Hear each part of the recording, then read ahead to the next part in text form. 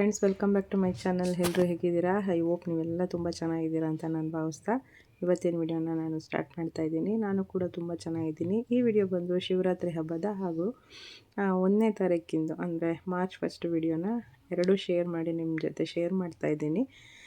ಎಲ್ಲರಿಗೂ ಶಿವರಾತ್ರಿ ಹಬ್ಬದ ಶುಭಾಶಯಗಳು. ಶಿವರಾತ್ರಿ ಹಬ್ಬ ಅಲ್ವಾ? ಶಿವರಾತ್ರಿ ಹಬ್ಬದ ಹಿಂದಿನ ದಿನ ನಮ್ಮ ನೈಬರ್ ಗೀತಾ ಆಂಟಿ ಅವ್ರ ಮಗ ಇದಕ್ಕೆ ಹೋಗಿದ್ರು, ಕುಂಭಮೇಳಕ್ಕೆ. ಅವರು ನೀರನ್ನ ಕೊಟ್ಟಿದ್ರು.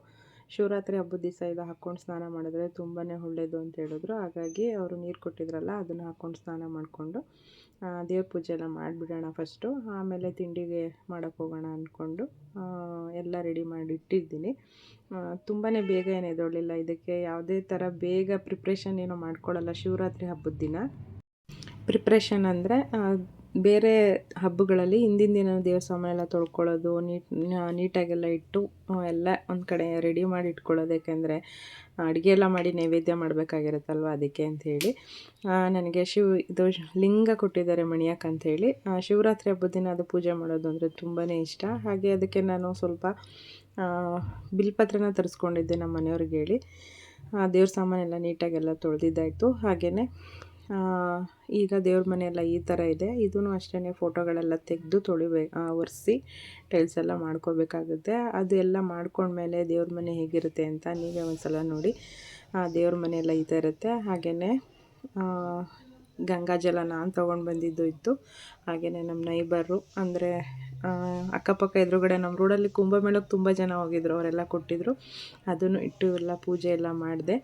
ಪೂಜೆ ಎಲ್ಲ ಮಾಡಾದಮೇಲೆ ನನಗೆ ಅಭ್ಯಾಸ ಇರೋದು ಅಂದರೆ ಅಷ್ಟೋತ್ರ ಓದೋದು. ಶಿವನ ಅಷ್ಟೋತ್ರ ಓದಿ ನಾನು ಪೂಜೆ ಎಲ್ಲ ಮಾಡಾದಮೇಲೆ ಶಿವನ ಅಷ್ಟೋತ್ರ ಓದ್ತೀನಿ.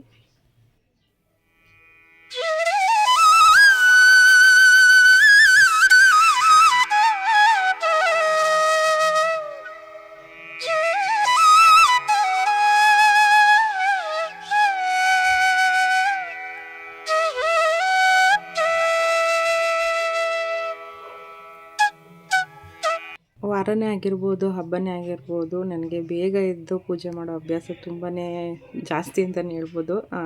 ತಿಂದುಬಿಟ್ಟು ಎಲ್ಲ ಪೂಜೆ ವಾರ ಎಲ್ಲ ಮಾಡೋದು ನನಗೆ ಅಷ್ಟೊಂದು ಇಷ್ಟ ಆಗಲ್ಲ. ಶನಿವಾರ ಮಾತ್ರ ಯಾವುದೇ ಕಾರಣಕ್ಕೂ ನಾನು ಲೇಟಾಗಂತೂ ಪೂಜೆನ ಮಾಡೋದಿಲ್ಲ. ಅದೇನು ಅಂತ ಗೊತ್ತಿಲ್ಲ, ನಾನು ಅದನ್ನು ಅಭ್ಯಾಸನ ಬಿಡಬೇಕು, ಲೇಟಾಗಿ ಮಾಡ್ಕೊಂಡ್ರೆ ಆಯಿತು ಅಂತ ಎಷ್ಟೋ ಸಲ ಅಂದ್ಕೊಂಡಿದ್ದೀನಿ. ಬಟ್ ಅದೆಲ್ಲ ನನಗಿಷ್ಟ ಆಗಲ್ಲ. ನೋಡಿ, ಶಿವರಾತ್ರಿ ಹಬ್ಬದ ದಿನ ನಾನು ಇಷ್ಟನ್ನು ಪ್ರಿಪೇರ್ ಮಾಡ್ಕೊಂಡಿದ್ದೀನಿ. ಇಷ್ಟೇ ನಾನು ಮಾಡೋದು. ಹಾಗೆ ಇಲ್ಲಿ ಬಿಲ್ಪತ್ರೆನ ಇಟ್ಟು ಶಿವನಿಗೆ ಪೂಜೆ ಮಾಡ್ಕೊಂಡಿದ್ದೀನಿ. ಕುಂಭಮೇಳದ ನೀರು ಮನೆಯವರೆಲ್ಲರೂ ಹಾಕ್ಕೊಂಡು ಸ್ನಾನ ಮಾಡಬೇಕು ಅಂತ ಹೇಳಿದರು. ಹಾಗಾಗಿ ಮಗ ಮತ್ತು ಮನೆಯವ್ರಿಗೂ ಸಹ ಅದೇ ಥರನೇ ಕೊಟ್ಟು ಸ್ನಾನ ಎಲ್ಲ ಆಯಿತು. ತಿಂಡಿಗೆ ಅಂತ ಹೇಳಿ ನಾನು ಉಪ್ಪಿಟ್ಟನ್ನ ಮಾಡಿದ್ದೆ. ನಾನು ಶಿವರಾತ್ರಿ ಹಬ್ಬದಲ್ಲಿ ಯಾವುದೇ ಥರ ಉಪವಾಸ ಇರೋದಿಲ್ಲ, ಯಾಕೆ ಅಂತ ಗೊತ್ತಿಲ್ಲ. ಮುಂಚೆ ನಮ್ಮಮ್ಮ ಇರಿಸೋರು. ಬಟ್ ಶಿವರಾತ್ರಿ ಹಬ್ಬದಲ್ಲಿ ನಾನು ಮದುವೆಯಾಗಿ ಬಂದಾಗಲಿಂದನೂ 1 ವರ್ಷವೂ ನಾನು ಉಪವಾಸ ಅಂತ ಏನು ಮಾಡಿಲ್ಲ. ಇದೆಲ್ಲ ಆದಮೇಲೆ ಲೈಟಾಗಿ ಒಂದೇ ಒಂದು ಪಾವು ಹಾಕ್ಬಿಟ್ಟು ನಾನು ತಂಬಿಟ್ಟನ್ನ ಮಾಡ್ಕೊಂಡಿದ್ದೆ ಅಷ್ಟೇ. ಪ್ರತಿ ವರ್ಷ ನಾನು ಮಾಡ್ತಾನೇ ಇರಲಿಲ್ಲ. ಈ ಸಲ ಮಾಡಿಬಿಡೋಣ ಅಂದ್ಬಿಟ್ಟು ಲೈಟಾಗಿ ಇಷ್ಟನ್ನು ಮಾಡ್ಕೊಂಡಿದ್ದೆ. ಹಾಗೆಯೇ ಅವತ್ತು ಬುಧವಾರ ಆಗಿರೋದ್ರಿಂದ ನಾನು ಸಂತೆ ಕೂಡ ಹೋಗಿ ಬಂದೆ. ವಾರಕ್ಕೊಂದ್ಸಲ ತರೋದ್ರಿಂದ ಅವತ್ತಿಗೆ ಕರೆಕ್ಟಾಗಿ ವಾರಕ್ಕೆ ಎಷ್ಟು ಬೇಕೋ ಅಷ್ಟು ತರಕಾರಿಗಳನ್ನ ತಂದಿರ್ತೀನಿ. ಅದನ್ನೆಲ್ಲ ತಂದು ಎಲ್ಲ ನೀಟಾಗಿ ಸೋಸಿಟ್ಕೊಂಡು ಈ ಥರ ಎತ್ತಿಟ್ಕೊಳ್ತೀನಿ. ಯಾಕೆಂದರೆ ಬೆಳಗ್ಗೆ ಎದ್ದರೆ ತಿಂಡಿ ಮಾಡೋಕ್ಕೆ ಹೋಗೋದ್ರಿಂದ ಎಲ್ಲ ಹೆಂಗಸ್ರುಗಳು ಆಲ್ಮೋಸ್ಟ್ ಎಲ್ಲ ರೆಡಿಯಾಗಿರಬೇಕು. ಹಾಗಾಗಿ ಒಂದೊಂದು ಸಲ ಅಷ್ಟೊಂದು ತರಕಾರಿಗಳೆಲ್ಲ ಇದ್ರೂ ತಿಂಡಿ ಏನು ಮಾಡೋದು ಅಂತ ನಾವು ಒಬ್ರಿಗೊಬ್ರು ಕೇಳ್ಕೊಳ್ತಾ ಇರ್ತೀವಿ ಮನೇಲಿ, ಏನು ಮಾಡೋದು ಇವತ್ತು, ಏನು ಬೇಕಿವತ್ತು ಅಂತ. ಎಲ್ಲ ರೆಡಿ ಇದ್ರೇ ಚೆಂದ ಅಲ್ವಾ?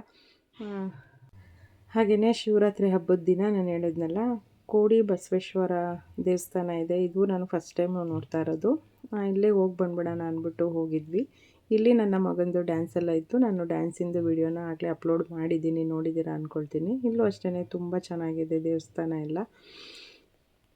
ಹಾಗೆ ಮಗನ ಡ್ಯಾನ್ಸ್ ಇರೋದ್ರಿಂದ ಮೇಕಪ್ ಎಲ್ಲ ಹಾಕ್ಕೊಂಡು ಈ ಥರ ರೆಡಿಯಾಗಿದ್ದಾನೆ. ಹಾಗೆ ನೋಡ್ತಾ ಇರ್ಬೋದು ಮಕ್ಕಳೆಲ್ಲ ಎಷ್ಟು ಚೆನ್ನಾಗಿ ಖುಷಿಯಾಗಿ ರೆಡಿಯಾಗಿದ್ದಾರೆ ಅಂತ. ಶಿವರಾತ್ರಿ ಹಬ್ಬಕ್ಕೆ ಜಾಗರಣೆಗೆ ಅಂದರೆ ನಮಗೆ ಎಂಟರ್ಟೈನ್ಮೆಂಟು ಜಾಗರಣೆ ಕೊಡೋದಕ್ಕೆ ಆಲ್ಮೋಸ್ಟು ಎಲ್ಲ ಇಲ್ಲಿ ಮಕ್ಕಳೆಲ್ಲ ತುಂಬ ಚೆನ್ನಾಗಿ ಆಡ್ತಾರೆ. ಅವ್ರ ಸರ್ ಬಂದು ರಾಕೇಶ್ ಸರ್ ಅಂತ ಹೇಳಿ.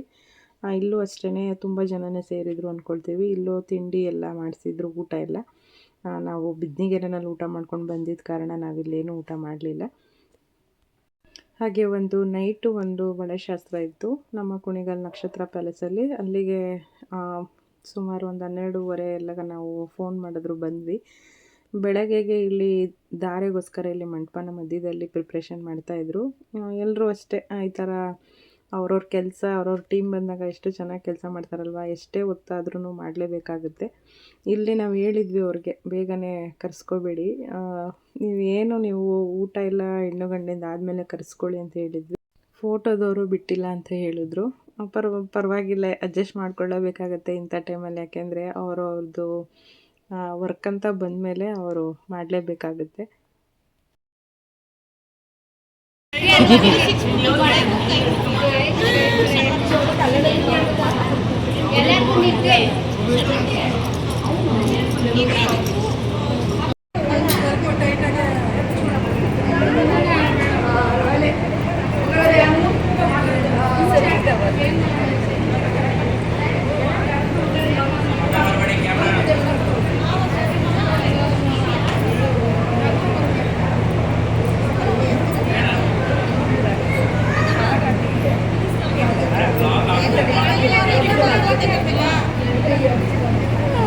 ಇವಾಗ ಇವ್ರು ಕೊಟ್ಟರು ಎಲ್ಲಾರನ್ನೂ ತೆಗೆದುಬಿಡ್ತೀನಿ. ಶಾಸ್ತ್ರ ಮಾಡಬೇಕು ಬಾ ಅಂತ ಹೇಳ್ರಿ, ಕೆಲವ್ರ ಶಾಸ್ತ್ರ ಒಂದೊಂದು ಥರ ಇರುತ್ತೆ. ಫಸ್ಟು ಒಂದು 5 ಜನ ಮುತ್ತೈದರಿಗೆ ಬಳೆ ಹಾಕ್ಬಿಟ್ಟು ಎಣ್ಣೆಗೆ ತೊಡಿಸಿ ಅಂತ ಹೇಳ್ತಾರೆ. ಕೆಲವ್ರ ಕಡೆ ಫಸ್ಟು ಎಣ್ಣೆಗೆ ಹಾಕ್ಬಿಟ್ಟು ಆಮೇಲೆ ಬೇರೆಯವ್ರಿಗೆ ಹಾಕಿ ಅಂತ ಹೇಳ್ತಾರೆ. ಇಲ್ಲಿ ಹೆಣ್ಣಿನ ತಾಯಿ ಹಾಗೆ ಗಂಡಿನ ತಾಯಿಗೆ ಹಾಕ್ಬಿಟ್ಟು ಮಿಕ್ಕಿದ್ದೆ ಒಂದು 3 ಜನಕ್ಕೆ ಒಂದು 5 ಜನ ಶಾಸ್ತ್ರ ಆ ಥರ ಎಲ್ಲ ಹಾಕಾದ್ಮೇಲೆ ಎಣ್ಣೆಗೆ ತೊಡಿಸ್ತಾ ಇದ್ದೀನಿ.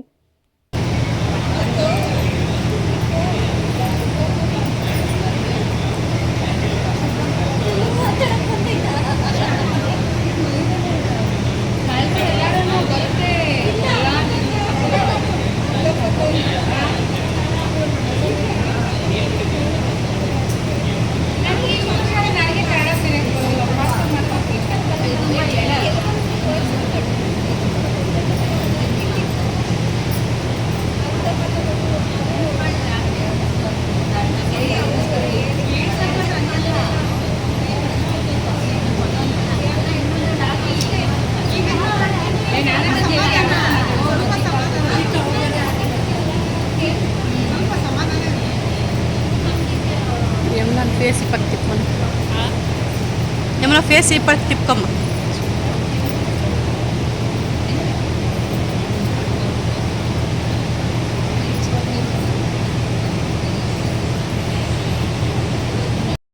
ಹಾಗೆ ಡೆಕೋರೇಷನ್ ಅವರು ಇವಾಗ ಅವರು ಕೂಡ ಮಂಟಪನೆಲ್ಲ ಈ ರೀತಿ ಸಿದ್ಧ ಮಾಡ್ತಾ ಇದ್ದಾರೆ. ಇದೆಲ್ಲ ಮುಗಿಸಿ ಹೊರಡೋ ಅಷ್ಟರಲ್ಲಿ ನನಗೂ 3:30 ಟೈಮ್ ಆಗೇ ಹೋಯಿತು. ಹಾಗೆಯೇ ಯಾರಾದರೂ ಕುಣಿಗಲಲ್ಲಿ ಸುತ್ತಮುತ್ತ ಹಳ್ಳಿಗಳಲ್ಲಿ ಬಳೆ ತೊಡಿಸ್ತೀವಿ ಅಂತ ಏನಾದರೂ ನಿಮ್ಗೆ ಇಷ್ಟ ಇದ್ದರೆ ಹಾಗೆ ಕಮೆಂಟ್ ಮೂಲಕ ತಿಳಿಸಿ. ಈ ವಿಡಿಯೋ ಏನಂತು ಅಂತ ಅದು ಕೂಡ ಕಮೆಂಟ್ನಲ್ಲಿ ತಿಳಿಸಿ ಅಂತ ಕೇಳ್ಕೊಳ್ತಾ ಮತ್ತೊಂದು ಒಳ್ಳೆಯ ವಿಡಿಯೋ ಜೊತೆ ನಾನು ನಿಮ್ಮನ್ನು ಭೇಟಿ ಆಗ್ತೀನಿ. Thank you for watching. Thank you so much. ನಗ್ತಾ ಇರಿ, ನಗಿಸ್ತಾ ಇರಿ. Take care. Love you all.